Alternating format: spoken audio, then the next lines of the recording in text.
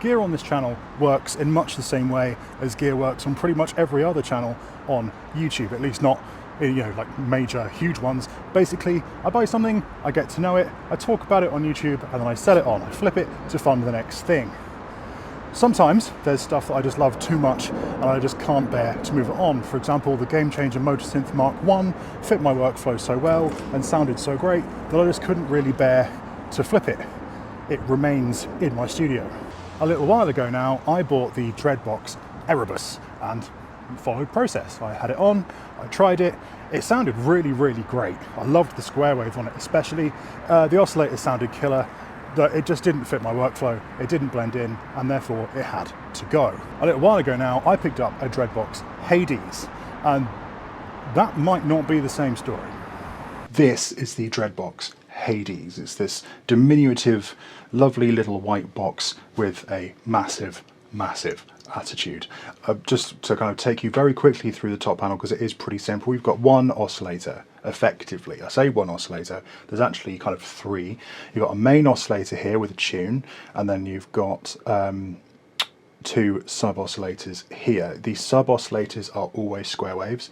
The main oscillator, as we'll call it, or the principal oscillator, whatever you want to call it, is a square or a saw on this toggle here, and then in the middle you can switch it off if you just want those two subs in all of their subby glory. I'll pop that back to saw for now because we'll have a listen in a second. You have got glide and pulse width, which you can modulate on the patch bay over here. You have got an envelope of ADS and level. The decay knob can be changed to be decay or decay and release. You've got your lovely, lovely filter here. It's a really cool, really aggressive, unique sounding filter, and a resonance knob here. It's just a low pass filter. You can just do your cut off and all that sort of stuff, and a nice screechy, screamy resonance just here. There is an OTA drive circuit in here, so you've got this nice big drive knob, and then an amplifier here, VCA, so just attack and release, and obviously overall level there on your VCA, and a rate and depth on your triangle wave LFO. You've got legato on off switch, and omni or channel select for your MIDI. You can actually select which MIDI channel you want it to listen to inside, or you can just flick it to omni like I'm going to use it today. Then lastly, we've got the little tiny patch bay over here with like a nice mod wheel knob here, so you can control how effective that mod wheel on your MIDI controller might be. And then you've got your various patch points here, and then just down here we've got a 3.5 MIDI jack here going in for our MIDI control, and then an output here going into my interface. Relatively simple. Let's start. I think also this is a new kind of layout for me. I've got my keyboard up with the synth, so let me know what you think about that. If it's distracting, I'll go back to just having the synth there, but I thought I'd give it a go because it seems to be what everybody else does. So we've just got the main principal oscillator at the moment set to a saw wave.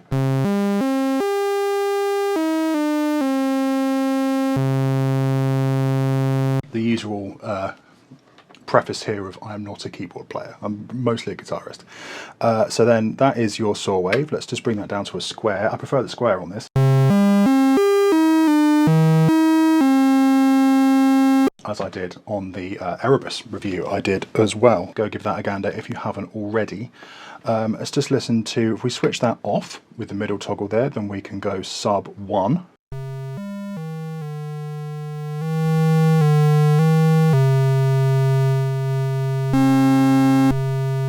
As I say, always a square wave.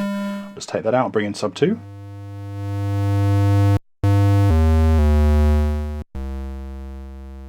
Lovely, and then obviously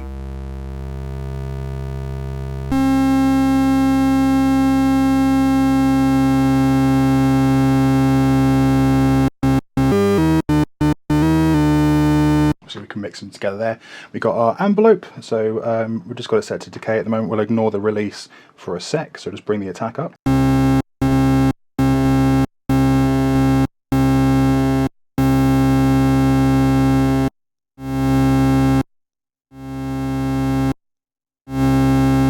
Envelope seems to affect the filter, which is wide open at the moment, which is why that didn't really make much difference. And then obviously you've got the attack on the VCA there as well. So I brought the attack on the VCA back down to 0, and I'll just put the filter in the middle there. I'll just leave the attack up so you can hear the filter come in.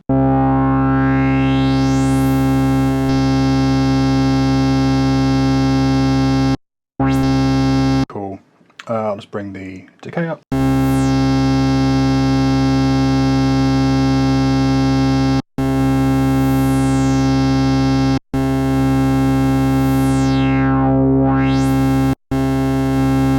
And you've got sustain.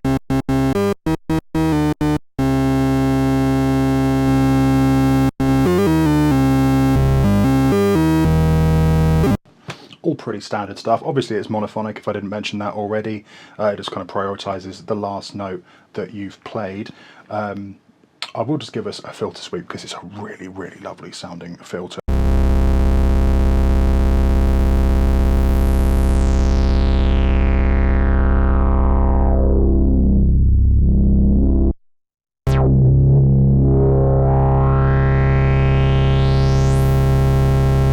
Lots of really, really lovely harmonics in there, and one of my favourite features on this synth in general is the drive knob, which will just bring in,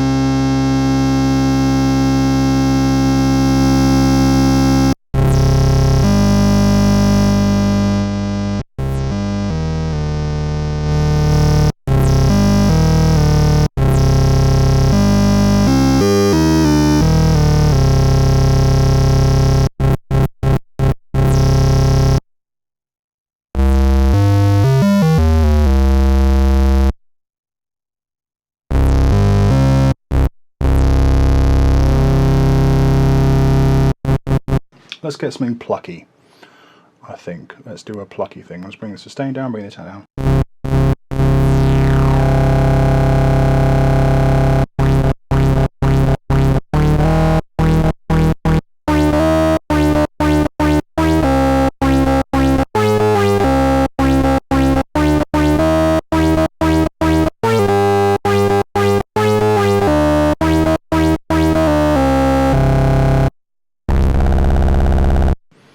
With the sub 2 kicked in, it does tend to get a little bit over the top if you start moving kind of down below C2. So I just switched it off there.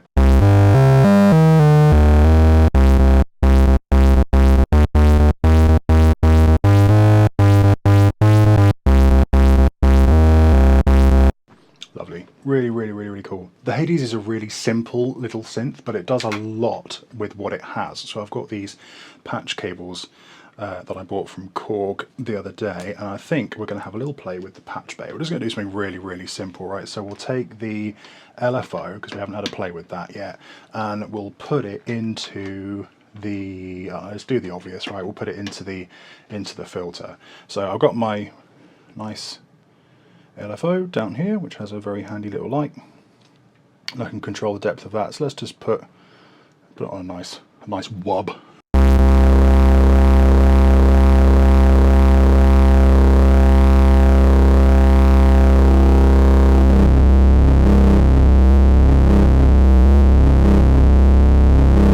I mean, that's quite cinematic to me. I don't know about you, but like just underneath subtly in a scene or something. I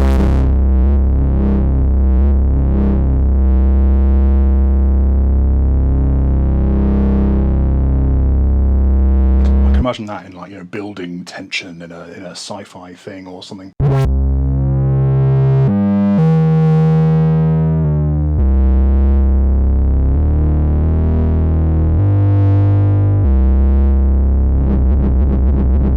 Obviously it can get a lot faster, right, and a lot more aggressive if I bring that depth up, just to really show off how angry it can be.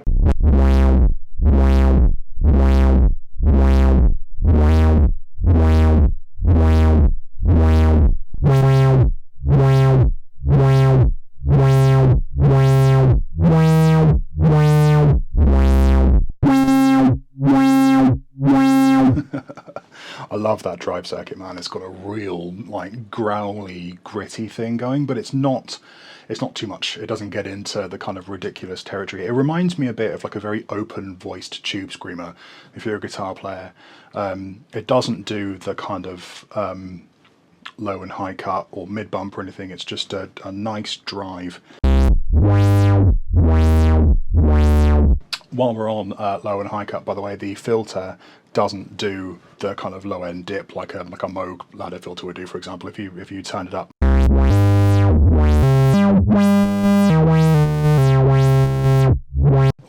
end stays there all the way across the filter spectrum, so you're not losing anything as you open the filter up, which is lovely. Much like the Erebus, it's the weight, it's the sound, it's the heft of the oscillators, it's the roar of the filter that really help to distinguish it against other synths in this price bracket. Dreadbox have clearly tried hard here to keep things minimalist, to keep things as thinned down as possible so they can keep the Hades built to a price point. The front panel is very simple, for example. The patch bay is very basic. It's effectively single oscillator, but what remains is a really pure, simple, wonderful sounding synthesizer. With that said though, the Hades does have a few tricks up its sleeve. For example, it can get up there and get into lead territory. So we've patched the LFO now to the pulse width over here. So I'll put that in the middle and we can get some really, really cool. It's most obvious if I turn down those sub oscillators, so I'm just going to do that now, bring that back up.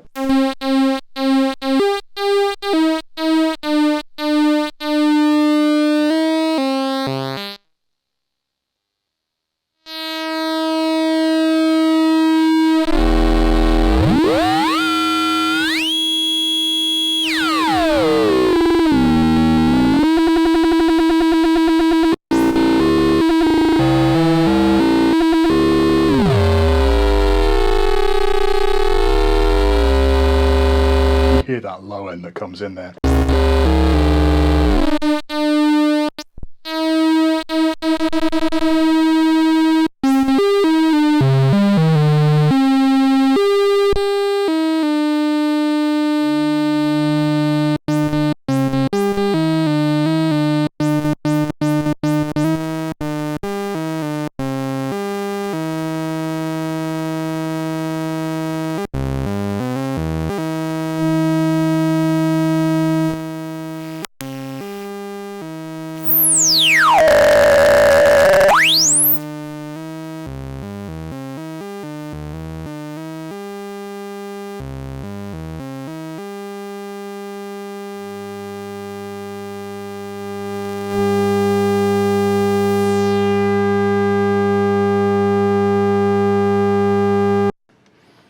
Let's just take this out for a second.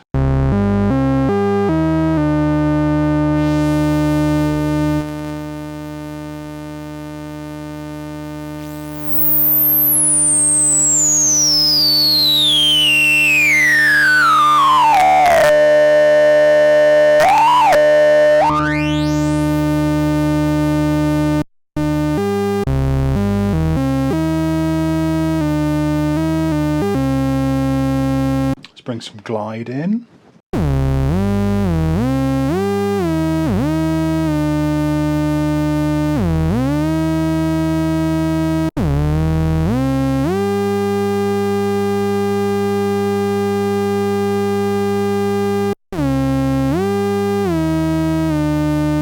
You've got about a third, I did forget to mention, you've got about a third, I think it sounds like a third, like a minor third, I think. Major third, major third. No.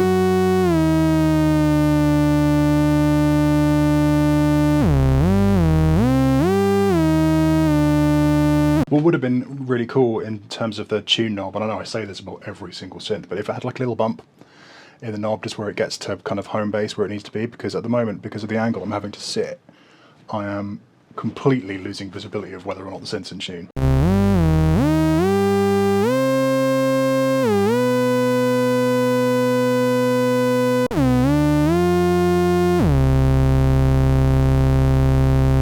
Let's do one more big, fat, chubby bass sound and then we will call it a day. I think I'll bring a drive right up, bring that down a little bit, bring that all the way down.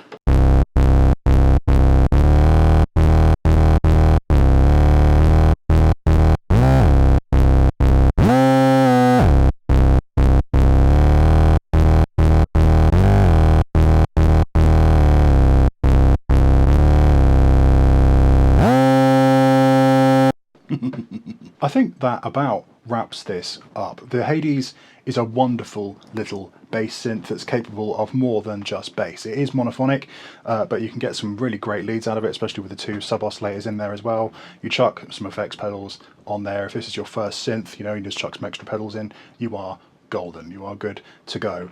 The patch bay is a little bit minimalist, shall we say? Like, you know, there's no kind of oscillator outs, for example, on there like there was, I believe, on the previous version. There's no clock in, which again is a bit of a bummer, but it's really, really cool. It's really, really good. Obviously, just by the form factor, it is Eurorack compatible. If you want to pop it out and put it in your Eurorack, you can do that.